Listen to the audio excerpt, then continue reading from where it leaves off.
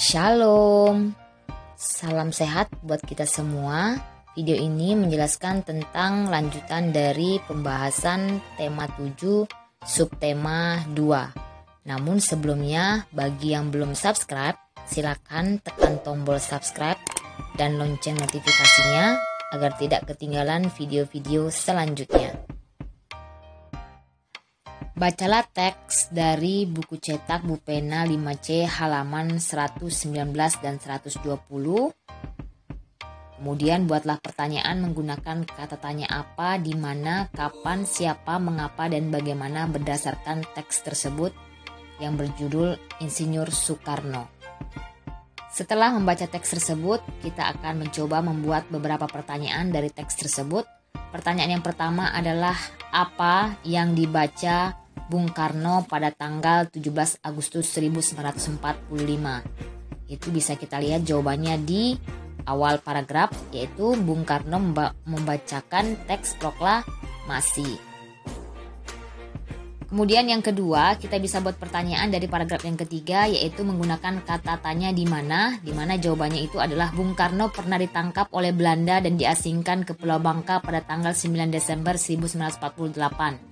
Kita bisa buat pertanyaannya, yaitu di mana Bung Karno ditangkap dan diasingkan oleh Belanda.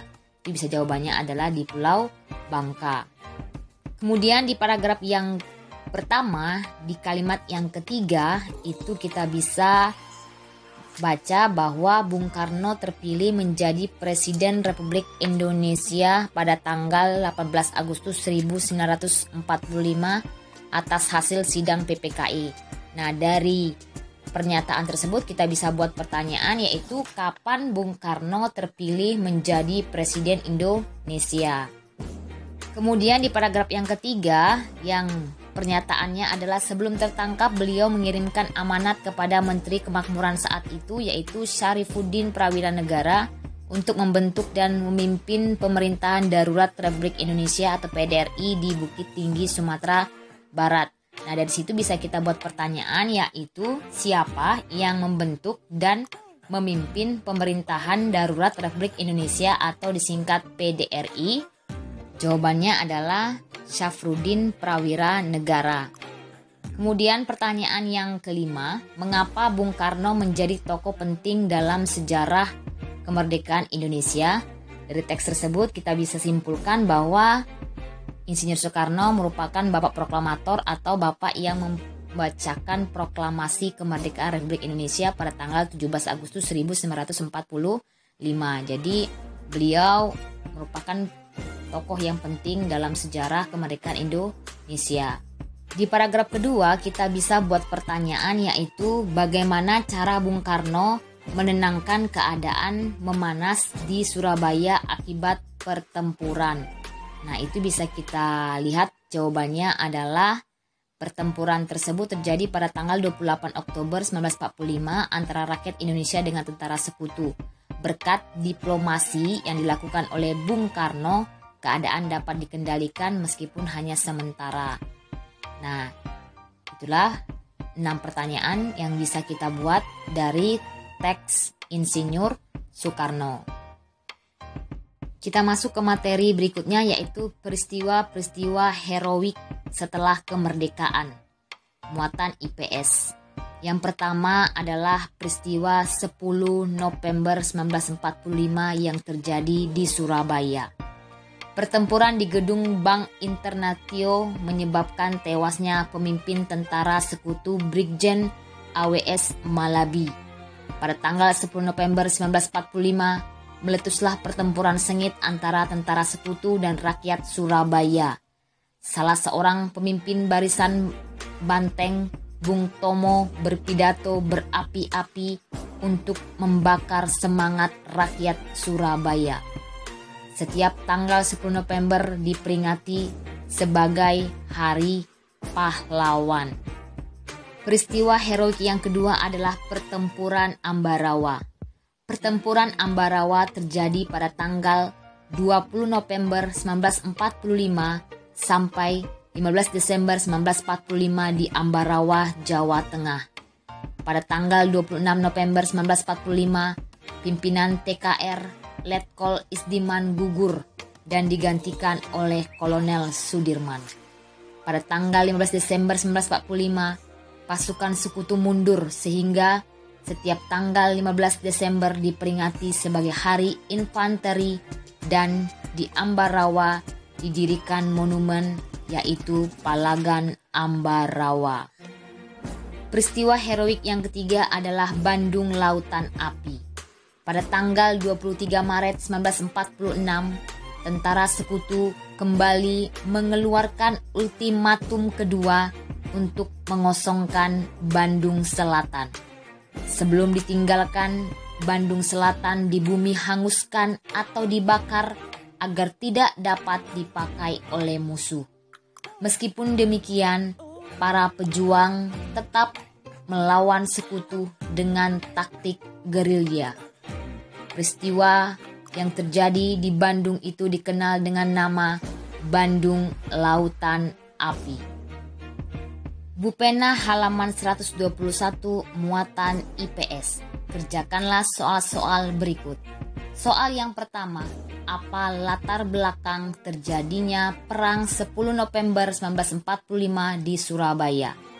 Jawabannya adalah tewasnya pemimpin tentara sekutu yaitu Brigadir Jenderal AWS Malabi.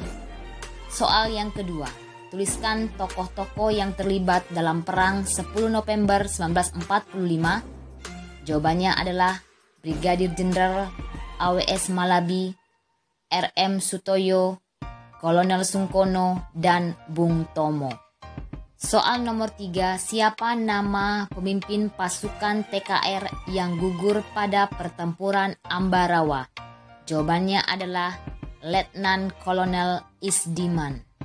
Soal nomor 4, buatlah lini masa urutan peristiwa Perang Ambarawa.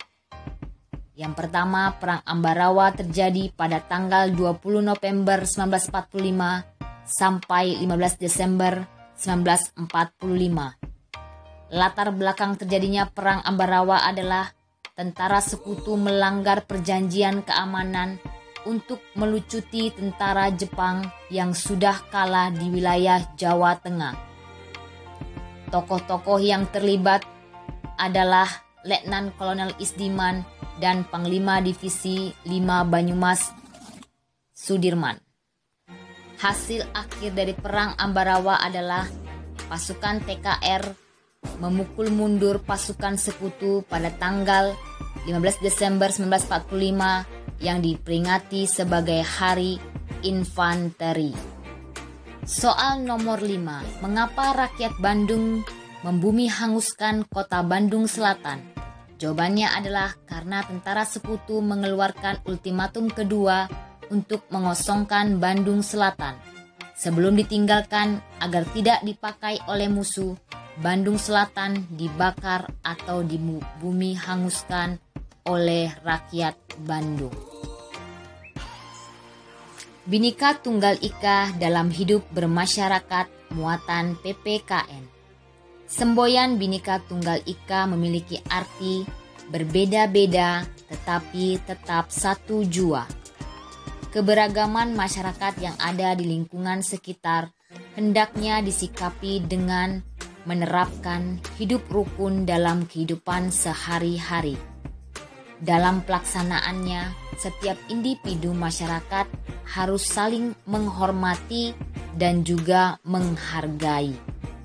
Contoh membantu korban bencana alam dan kerja bakti membersihkan lingkungan telah menerapkan semangat Bhinneka Tunggal Ika di masyarakat. Proses pembentukan NKRI. Pasca dibubarkannya BPUPKI pada tanggal 7 Agustus 1945, dibentuklah Panitia Persiapan Kemerdekaan Indonesia atau disingkat PPKI. PPKI yang diketuai oleh Insinyur Soekarno memiliki beberapa tugas utama. Yang pertama, meresmikan pembukaan dan batang tubuh Undang-Undang Dasar 1945. Yang kedua, melanjutkan hasil kerja BPUPKI.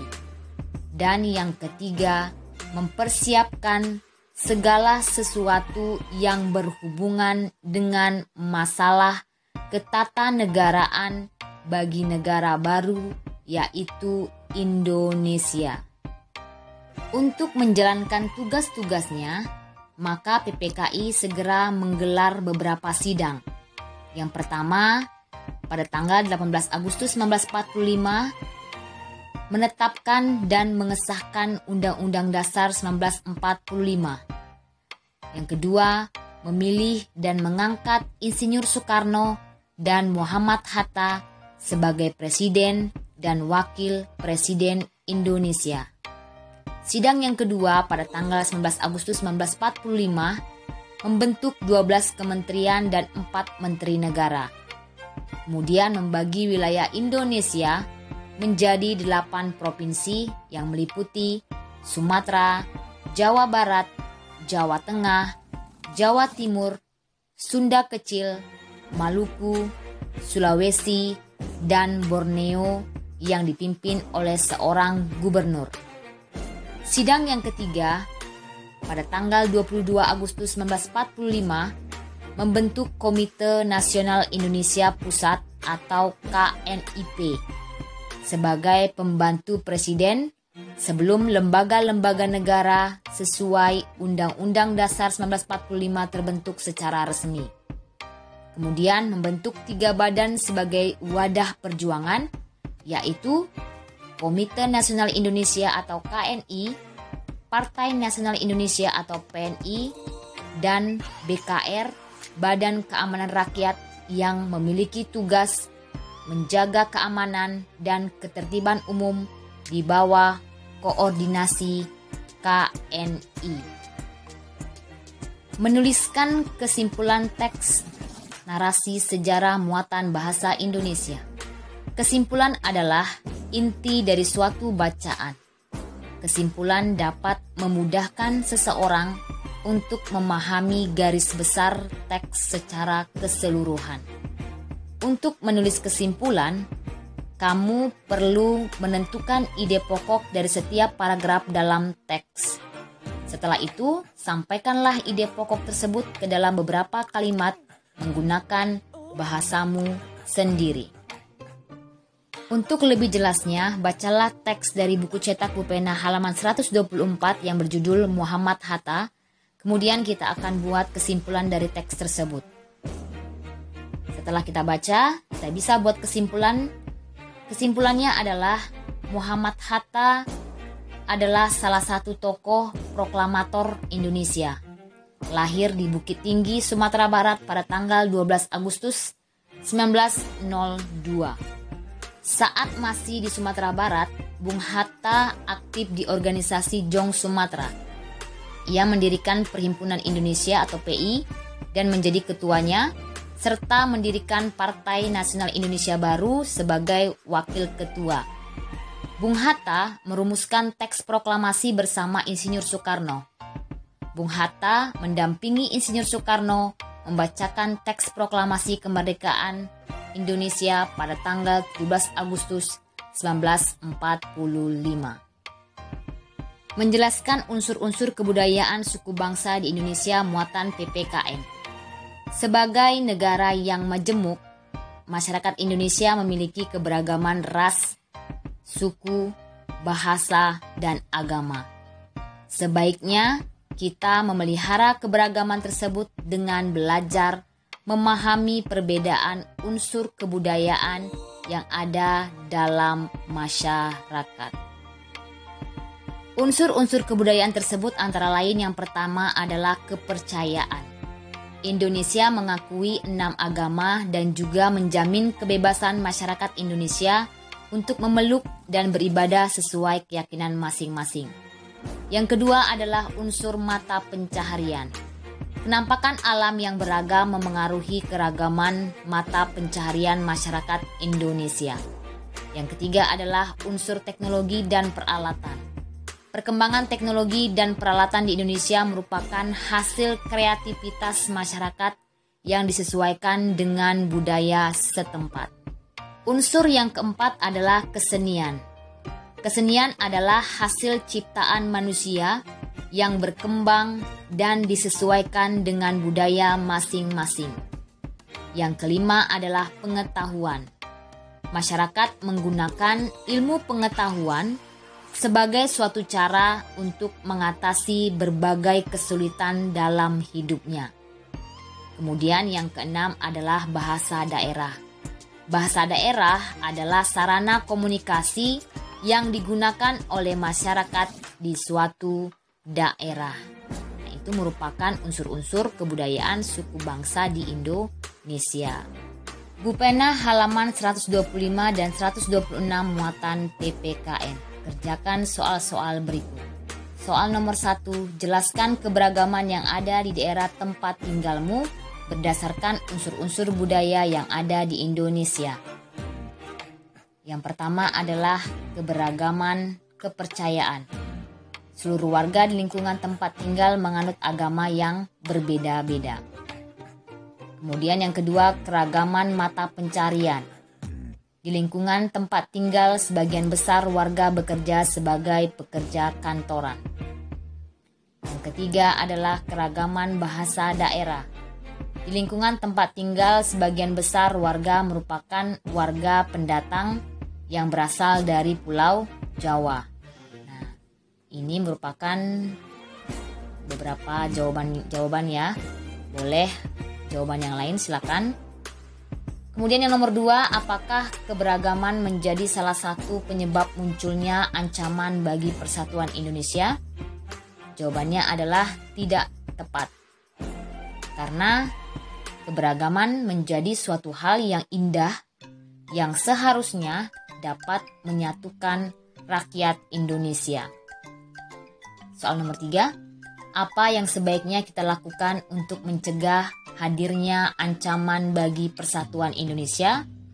Jawabannya adalah menjaga dan ikut melestarikan keberagaman kebudayaan Indonesia. Soal nomor 4, Lani memiliki teman baru di kelas yaitu Sari. Sari berasal dari Jawa Tengah.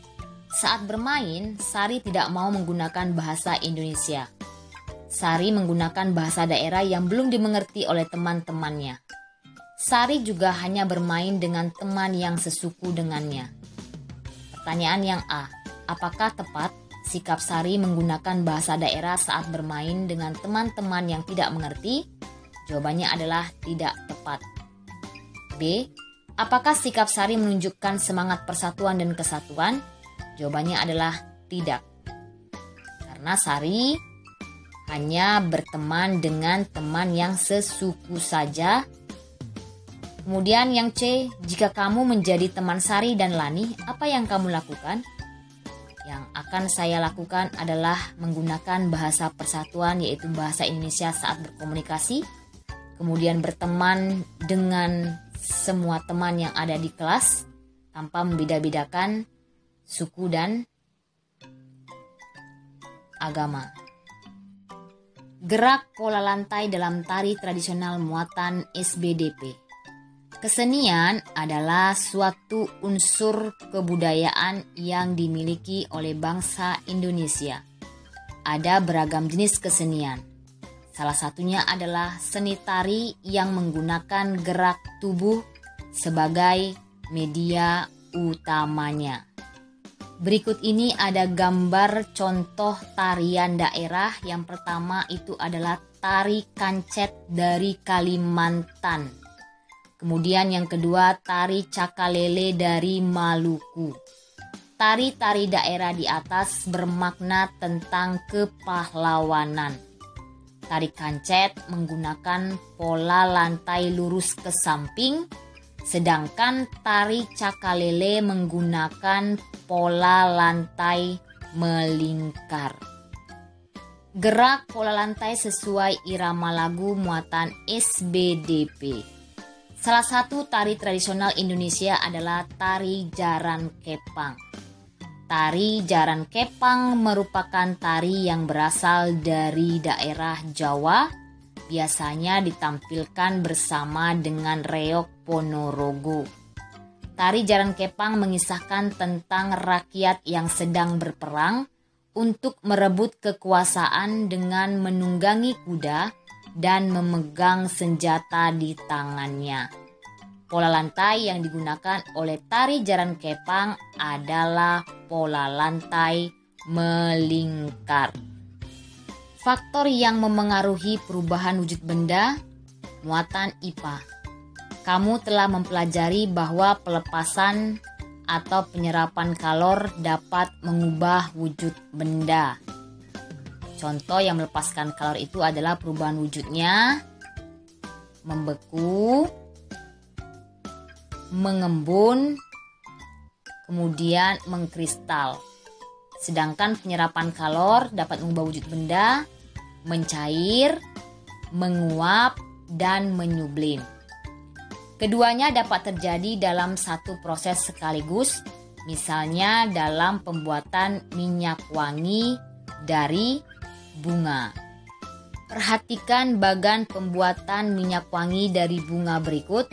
Yang pertama itu adalah saat dipanaskan, air rebusan bunga akan menyerap kalor dan menaikkan suhu. Akibatnya air akan menguap. Kemudian yang kedua, uap air yang terbentuk kemudian dicampur dengan air dingin. Kemudian gambar yang ketiga itu adalah hal tersebut menyebabkan uap air yang panas melepas kalor untuk menyeimbangkan suhu sehingga terjadilah proses mengembun. Yang terakhir, yang keempat, hasil dari pengembunan uap air tersebutlah yang disebut dengan minyak wangi. Jadi ada dua hal yang terjadi, yaitu menguap dan mengembun dalam proses pembuatan minyak wangi dari rebusan bunga. Demikianlah pembahasan tema 7 subtema 2 kita pada hari ini. Semoga dapat dipahami. Selamat belajar. Terima kasih. Salam sehat bagi kita semua. Salam.